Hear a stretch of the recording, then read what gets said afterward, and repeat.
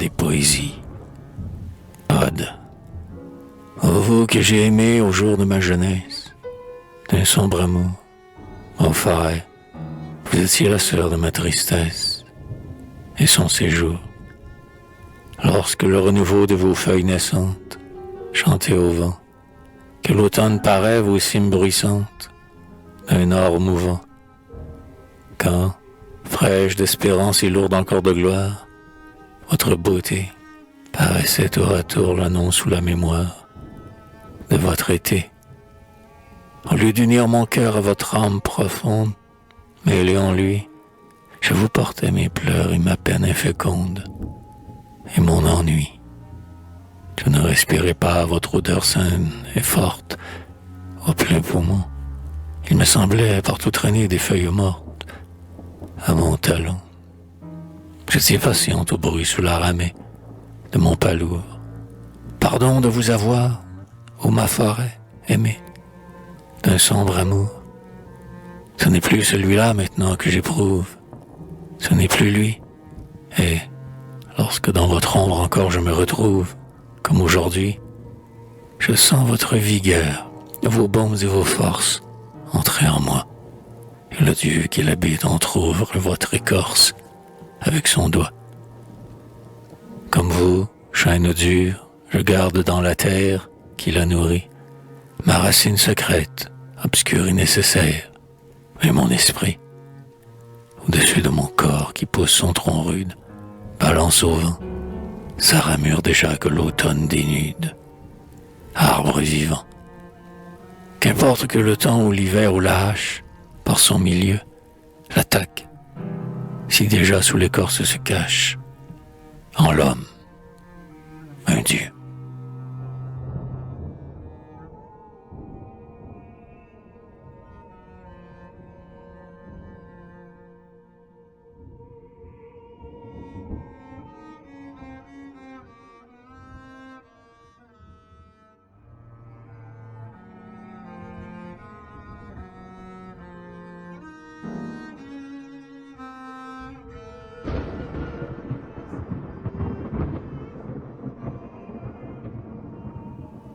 La lune jaune.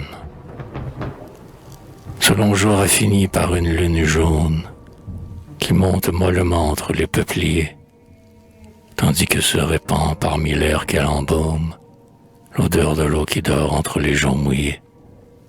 Savions-nous quand, tous deux, sous le soleil torride, foulions la terre rouge et le chaume blessant? Savions-nous quand nos pieds sur les sables arides laissaient leurs pas empreints comme des pas de sang? Savions-nous quand la mort brûlait sa haute flamme en nos cœurs déchirés d'un tourment sans espoir? Savions-nous quand mourait le feu dont nous brûlâmes, que sa cendre serait si douce à notre soie, et que cet âpre jour qui s'achève et qu'embaume une odeur d'eau qui songe entre les joncs mouillés finirait mollement par cette lune jaune qui monte et s'arrondit entre les peupliers.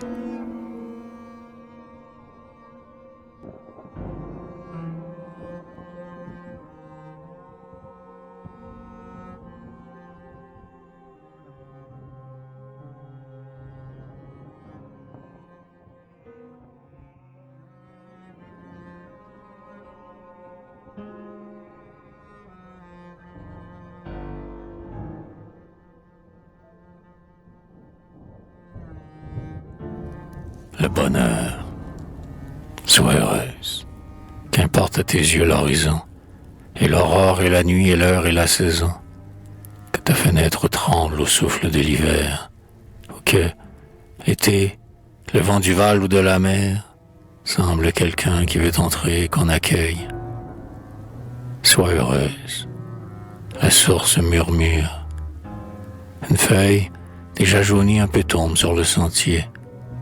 Une abeille s'est prise au fil de ton métier, car le lin qu'il emploie est roux comme du miel. Un nuage charmant est seul dans tout le ciel. La pluie est douce, l'ombre est moite. Sois heureuse. Le chemin est boueux et l'ornière se creuse. Que t'importe la terre où mènent les chemins. Sois heureuse d'hier et sûre de demain.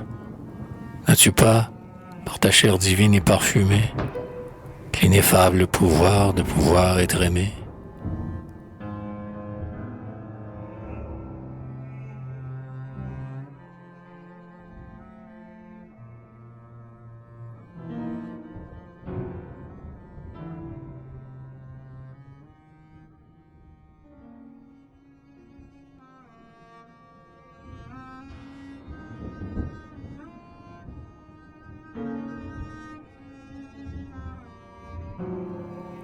Le cyprès.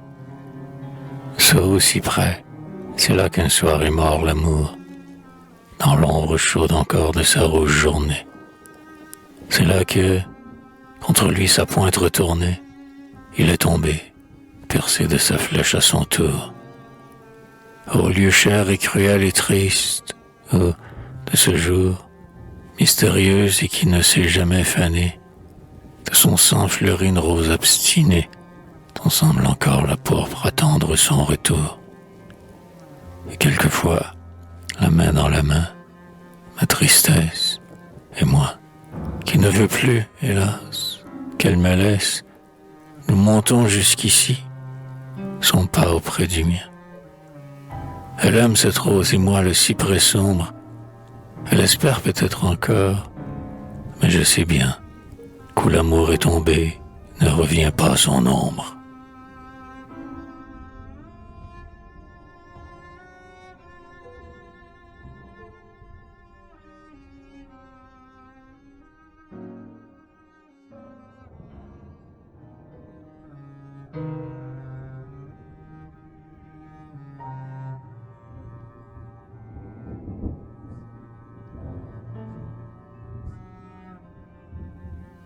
La colline. Cette colline est belle, inclinée et pensive. Sa ligne sur le ciel est pure à l'horizon. Elle est un de ces lieux où la vie indécise voudrait planter sa vigne et bâtir sa maison. Nul pourtant n'a choisi sa pente solitaire pour y vivre ses jours, un à un, au penchant de ce souple coteau doucement tutélaire, vers qui monte la plaine et se hausse le champ.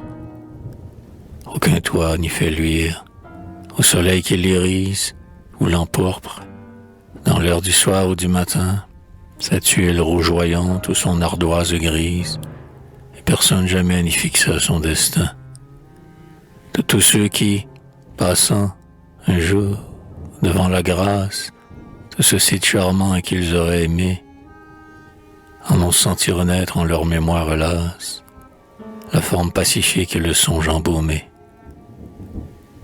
C'est ainsi que chacun rapporte du voyage, au fond de son cœur triste et de ses yeux en pleurs, quelques vaines, éternelles et fugitives images de silence, de paix, de rêve et de bonheur. Mais, sur la pente verte et lentement déclive, qui donc plante sa vigne et bâtit sa maison? Hélas, et la colline inclinée et pensive, avec le souvenir demeure à l'horizon.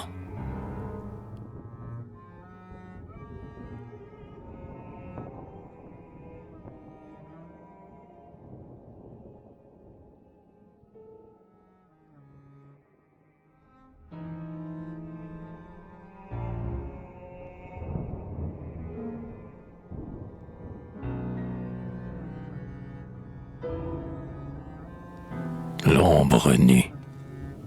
J'ai fait de mon amour cette blanche statue. Regarde-la. Elle est debout, pensive et nue, au milieu du bassin où la mire son eau, qui l'entoure d'un double et symbolique anneau, de pierres invariables et de cristal fidèle. La colombe en passant la frôle de son aile, car l'amour est vivant ce marbre veiné, qui de son long regard que rien n'a détourné, contemple, autour de lui dans l'eau proche apparue, la fraîcheur de son ombre humide, vaine et nue.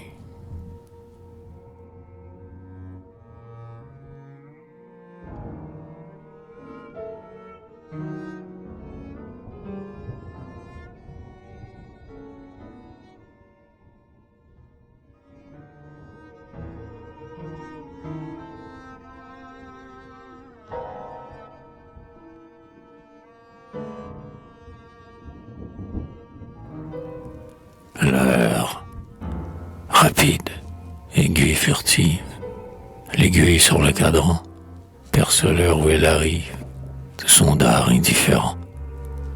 La rose, de ses pétales, compte l'instant qui se suit, en minutes inégales, que ses feuilles sans un bruit. Le temps pour toi se divise, selon que tu l'as pensé, qu'il s'abrège ou s'éternise, il deviendra ton passé. Et, lorsqu'un jour de ta cendre, les roses refleuriront, tu ne pourras plus entendre les aiguilles qui feront sur le cadran demeure leur travail minutieux de percer encore l'heure que ne verront plus tes yeux.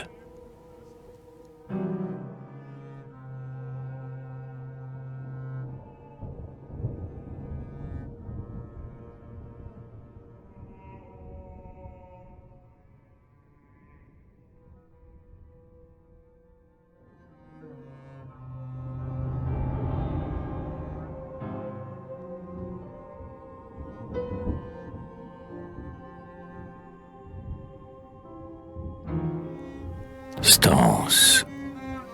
Si je vous dis, ce soir, en respirant ces roses, qui ressemblent au sang que l'on répand pour lui, l'amour est là dans l'ombre, son pied nu se pose, sur le rivage obscur du fleuve de la nuit. Si je vous dis, l'amour est ivre et taciturne, et son geste ambigu nous trompe, car souvent, il écrase une grappe au bord rougi de l'urne, dont il verse la cendre aux corbeilles du vent. Successif ouvrier de bonheur et de peine, il ourdit tour à tour sur le même fuseau, les deux fils alternés de l'une et l'autre laine, qui l'emmêlent, débrouillent et confond de nouveau. Prenez garde, l'amour est vain n'est qu'une ombre, qu'il soit nu de lumière ou soit drapé de nuit, et redoutez sa vue étincelante ou sombre, lorsque sur le chemin vous passez près de lui. Fermez vos yeux prudents, si vous croyez l'entendre, marchez sur l'herbe douce ou sur le sable amer, pour écouter en vous gronder et se répandre le bruit de la forêt et le bruit de la mer.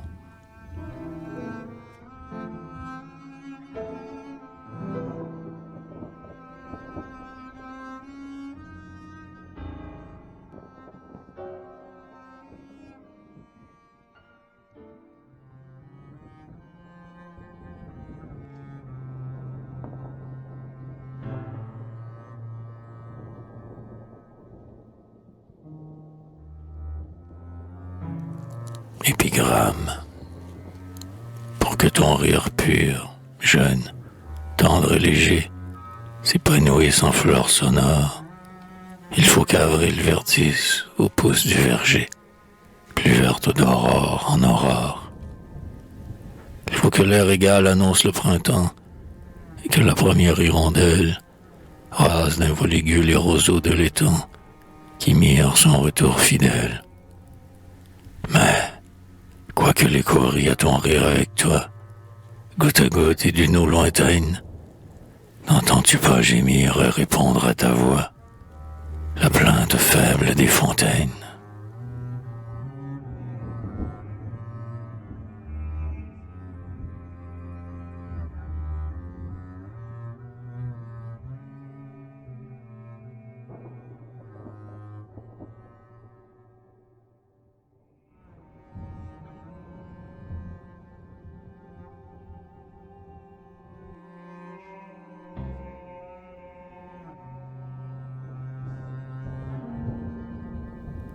L'image.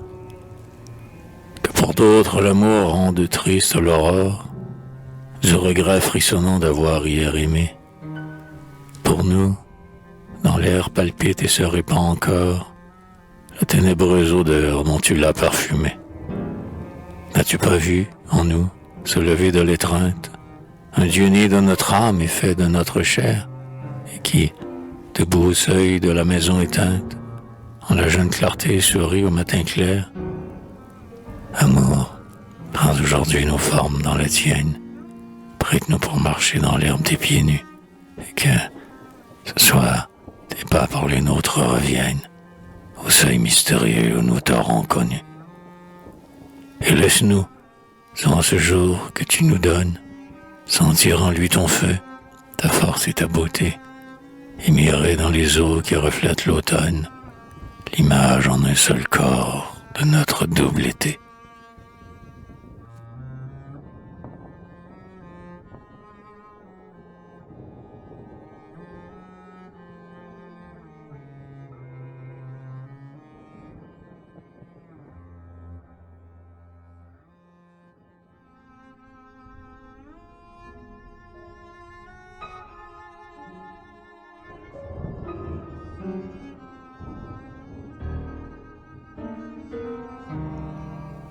Le vœu, n'avez-vous pas tenu en vos mains souveraines la souplesse de l'eau et la force du vent?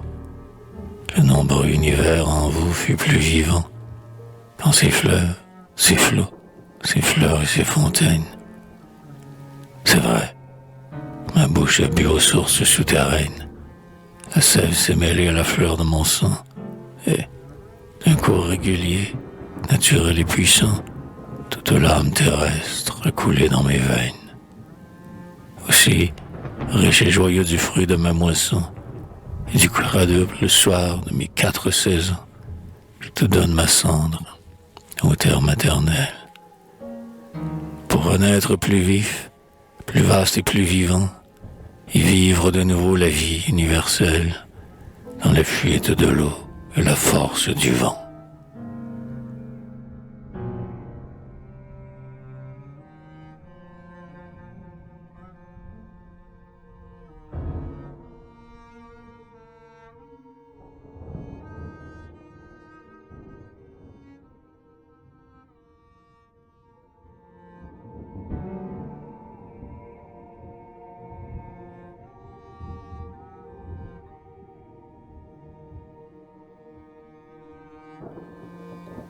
Élégie, je ne vous parlerai que lorsqu'en l'eau profonde, votre visage pur se sera reflété, et lorsque la fraîcheur fugitive de l'onde vous aura dit le peu que dure la beauté. Il faudra que vos mains, pour en être odorantes, accueillent le bouquet des heures et, tout bas, qu'en ayant respiré les âmes différentes, vous soupiriez encore et ne souriez pas. Il faudra que le bruit des divines abeilles qui volent dans l'air tiède et pèsent sur les fleurs ait longuement vibré au fond de vos oreilles son rustique murmure et sa chaude rumeur. Je ne vous parlerai que quand l'odeur des roses fera frémir un peu votre bras sur le mien, et lorsque la douceur qui pend le soir des choses sera entrée en vous avec l'ombre qui vient. Et vous ne saurez plus, quand l'heure sera tendre, des bombes de la nuit et des senteurs du jour, si c'est le vent qui rôde ou la feuille qui tremble, ma voix ou votre voix ou la voix de l'amour.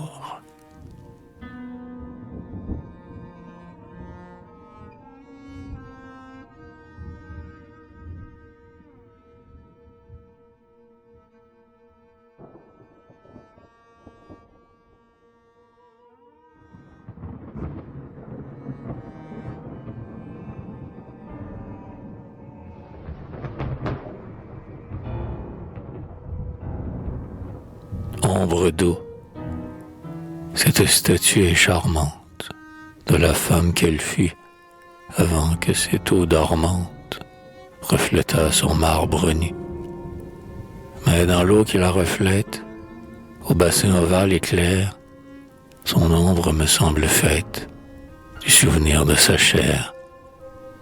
Et la pensée incertaine est telle ou telle, suivant que la voix de la fontaine se mêle à la voix du vent.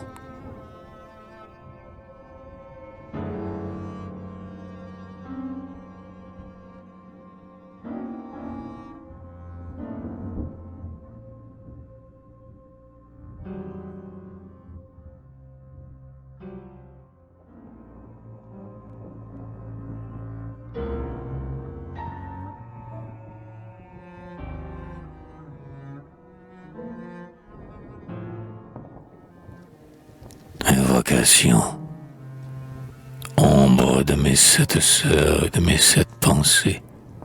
Toi, par la flèche, et toi, par la pierre lancée, au travers de la haie par-dessus le mur. Toi, par la fleur tendue, et toi, par le fruit mûr, offert l'un à ma bouche et l'autre à mon sourire. Toi que la nuit endort, toi que l'aurore étire, toi qui ruisselle le dos, toi qui coule de sang, ou toi qui parlais, passante, aux passants, assise dans le soir ou debout dans l'aurore, le long du fleuve calme ou de la mer sonore, le pied sur l'herbe haute ou sur le rocher nu, sur la lande déserte où danse un bouc cornu, ou dans le verger clair où chante une colombe, tandis que l'heure, hélas, marque d'un fruit qui tombe, son invisible fuite et son muet retour. Vous qui êtes la mort, vous qui êtes l'amour, aux flamboyantes, aux légères, aux glacées, en vous voyant marcher dans mon âme, pensez qui descendez en moi les pentes de l'oubli, pour que vous les miriez en son lac d'or pâli. J'ai fait à vos 7 fronts à jamais 7 couronnes, avec des fleurs d'été, avec des fleurs d'automne, avec l'algue du fleuve et l'algue de la mer, et des feuillages durs, immortellement verts, et des feuilles de lierre et des feuilles d'ortie, avec des cailloux noirs et des gemmes polies. Et, pour qu'en ma mémoire il se revive encore, j'ai couronné en vous mon rêve 7 fois mort.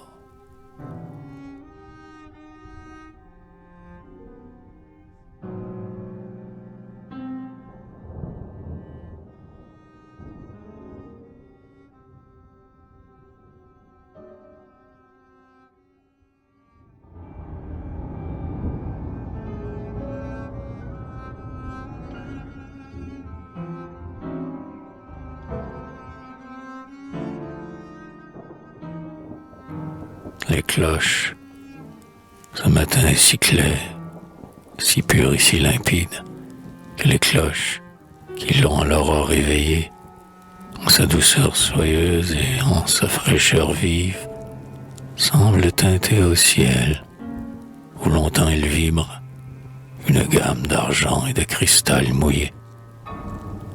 Midi, le fort soleil accable la ramure, et verse ses rayons sur les choses et pleut, sa lumière éclatante, impitoyable et dure, et les cloches, dans l'air qui brûle leur murmure, semblent fondre les gouttes d'or de l'heure en feu.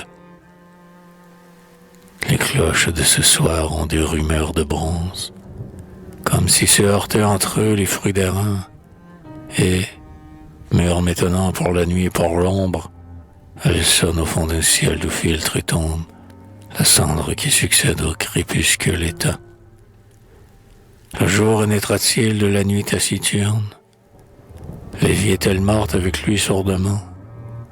Vous entendrai-je encore, aux cloches, une à une, recommencer? Espoir, amour, regret, chacune, votre bruit tour à tour d'or, de bronze et d'argent.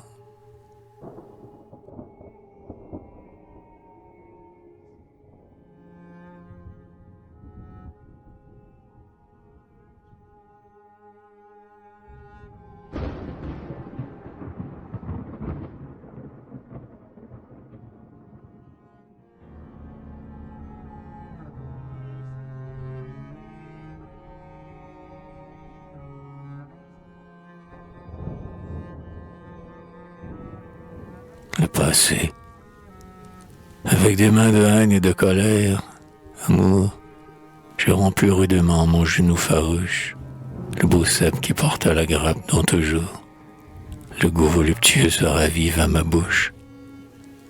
Et j'ai fait, tout ce jour, des treilles de ma vie, brûler le sarment sec et la feuille séchée, pour qu'il n'en reste au soir que la cendre et la suie, qui demeurent après une veine fumée.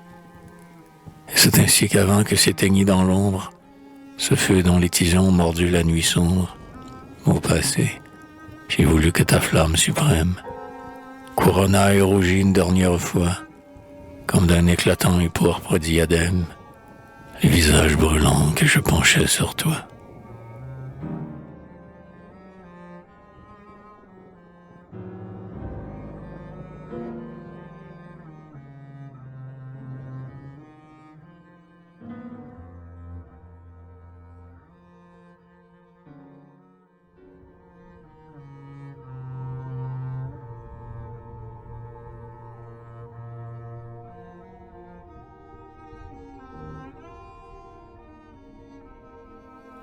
Chanson.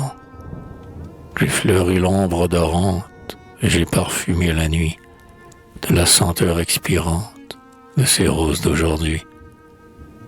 En elles se continue, pétale à pétale, un peu du charme de t'avoir vu, les cueillir tout en feu.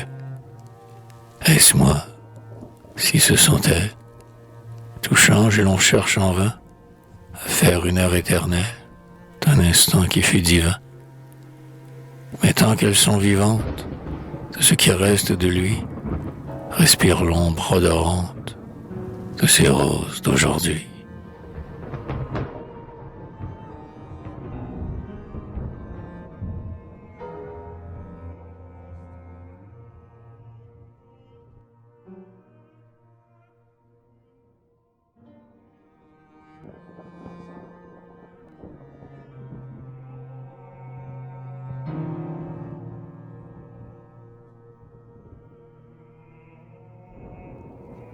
Le fleuve emporte dans tes yeux la couleur de ses eaux, soit que son ondelace au sable se répande, ou que son flot d'hiver mine, contourne ou fende la pierre qui résiste ou cède à ses travaux.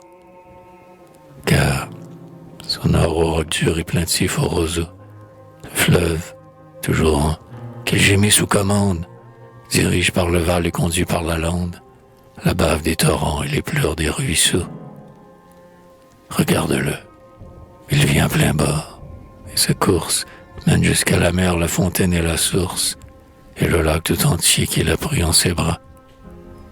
Sois ce fleuve, passant, que ta pensée entraîne, en son cours toi-même, un jour, tu les boiras, ta source intérieure et tes eaux souterraines.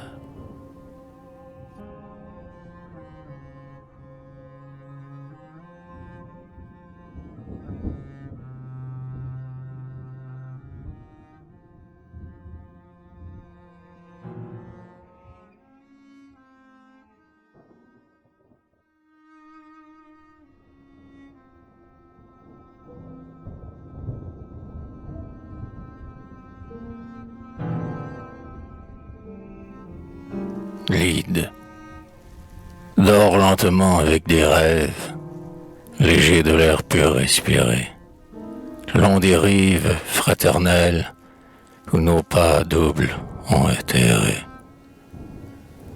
Dors doucement avec des songes, parfumés des fleurs du chemin, qui ce soir encore dans l'ombre sont odorantes de tes mains. Dors seul en rêve avec toi-même, sois ton propre songe. Il n'est pas d'autre couronne pour la tête que le cercle nu de tes bras.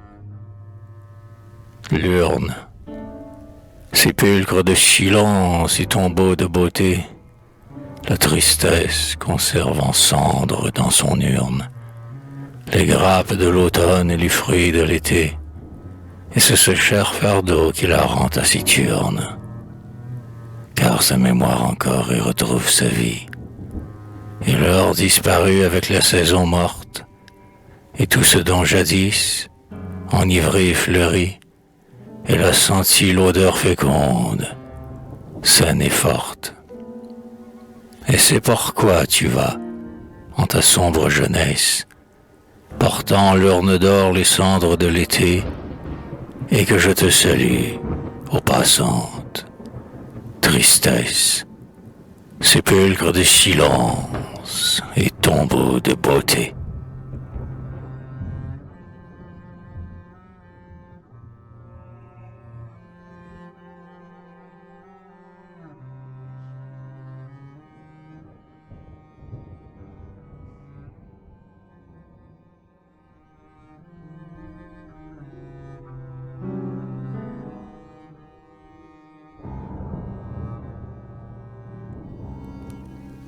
Crépuscule, c'est un jour dont le soir a la beauté d'un songe, tant l'air que l'on respire est pur en ces beaux lieux, et, sous le doigt levé du temps silencieux, la lumière s'attarde et l'heure se prolonge. Garde-en longuement la mémoire en tes yeux. Si la source a la voix de sa nymphe limpide, le frêne sous l'écorce étire son sylvain. Un long souffle palpite au feuillage incertain.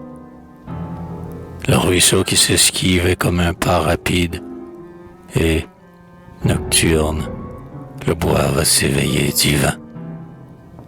Mais nous n'avons pas en cette nuit mortelle, qui déjà nous entoure et qui rampe à nos pieds, de fontaines éloquentes et de dieux forestiers. Nous avons peur de l'ombre, et nous redoutons d'elle l'impassible sommeil qui nous prend tout entier.